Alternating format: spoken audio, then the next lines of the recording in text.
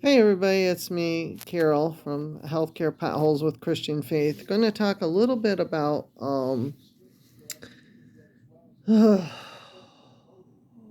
God's mysterious ways. And I don't know um, how to explain his mysterious ways, but he's really working overtime in my life. And I don't know if you're having the same thing going on in your life as you get closer to God, but 2 days ago, my brother started yelling and screaming from the laundry room, and I went out to see what was going on. And a piece of my mom's dryer fell down. Now, this dryer is about 55 years old. I remember when she got it, so I was just a little toddler when she got it, probably about 5 or so. And she got a washer and dryer, and she was so elated to get a washer and dryer. And they put it in the basement. They had it hooked up and everything, my dad for her, and she was so happy that she didn't have to go to the laundromat anymore. And so this dryer has served 55 years on this earth, which is a long time, to be honest with you. And she said to me, she said, you know, when she died, she said, I hope you get a long time out of that washer and dryer. It's getting pretty up there. And they didn't know if they could get parts for it. Well, so when this happened, I was like, this isn't good. This is not good. So we called and got a repairman scheduled to come out. And he came out today and he looked at it. And he says, I can't get parts for it. It's too old. You're going to have to go get a new one. This is going to have a funeral and go away. So he put in for the greenbacks that we get through the program that we're on, where they cover appliances for up to a certain limit that are old. And we still owe, as you know, if you've looked at dryers lately, they're about $600-700. And so we only get a portion covered, which I will take and run with, but it'll take us about 6 weeks to get the check, 4 to 6 weeks. So I don't know what we do in that time, because in that time I won't have a dryer. So I do hang quite a bit of my clothes, but there are some that I just don't feel like I want to hang. And I guess I'm going to have to do that. But I said to my brother, I said, well, we'll go out and I have a little bit on my credit card. When that check comes in, we'll just put it on the credit card, or we'll talk to him and see what we can work out with the company and go from there. So that's where we're at. So anyhow, I don't know how my mom did it and I with the stove when it went, but we did something with it. I know, because we had the greenback on the stove when it died.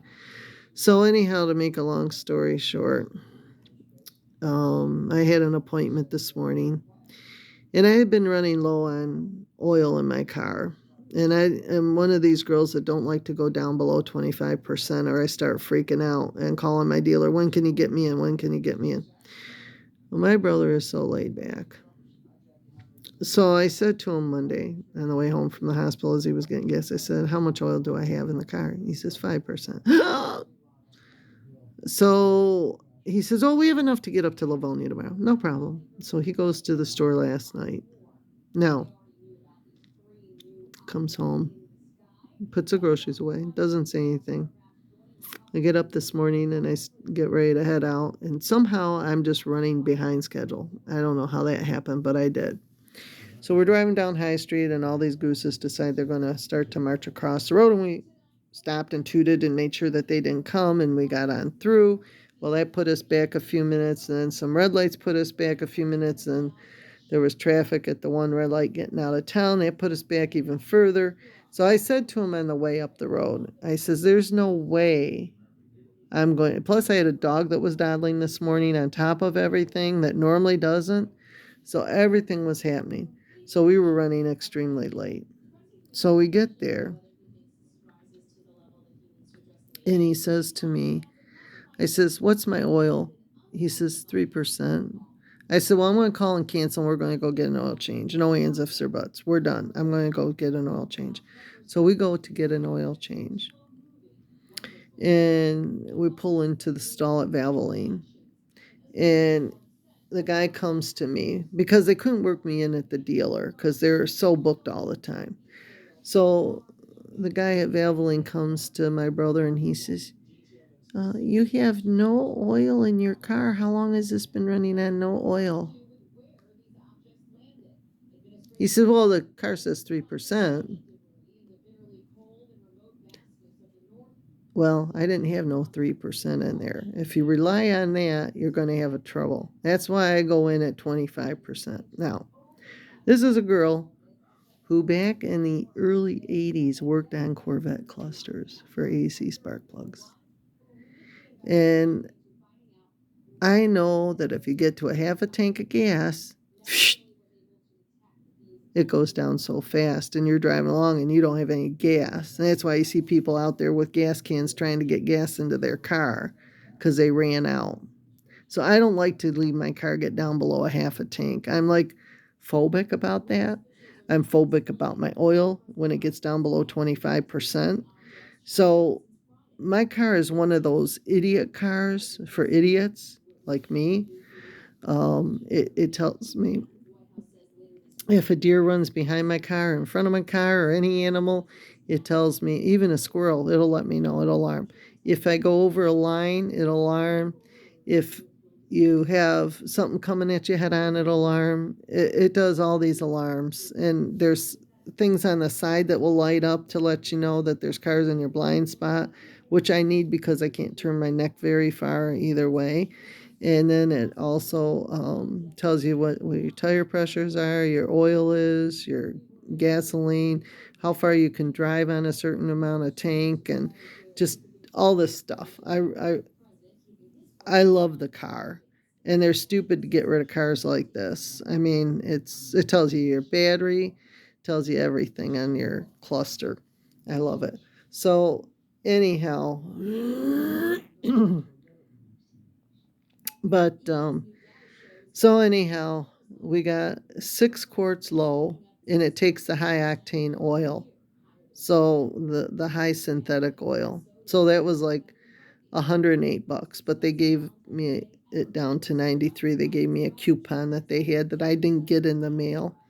So in the process of doing that, I was very lucky that it was below $100, but it was still close to 100. So I'm sitting here thinking, Lord, I can't afford any more hits, And then I get home and I find out that my dryer is dead and it can't be coated. So I'm like, this isn't good. You mean I can't code this dryer and get a part for it? Can you use a paper clip to fix it with? He said, no. About the only thing I could do is put it up and maybe tape it. And he said it would have to be like electrical tape or Gorilla tape or something like that can withstand heat. And then he said to me, it didn't start. We tried it and it didn't work. He pushed it up in there and it still didn't work. So we tried. So I had been smelling gas in the back part of the house, and that's why I think it's the dryer that was going, because that's the only gas appliance that I have back there. Hot water tank is more up towards the kitchen area, so I think that had something to do with that. So it's going. So I'm looking to get another gas dryer. So I'm getting something cheap. I'm not going to get something real expensive. At this point, I just want something cheap just to dry my clothes. And, I don't think I'll ever get a 60-year appliance, or 55-year-old appliance like my mom managed to have. That was quite amazing that she got one that long. So anyhow, that's where I'm at. So anyhow, it's just been one thing after another.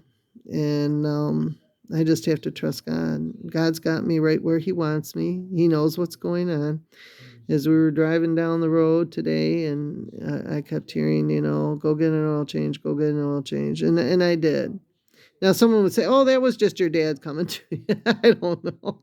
I think it was God telling me to go get an oil change. It was the same type of voice that said, "Take the walker up to the step" when I fell in the garage. So I'm like going, "Okay, this is interesting."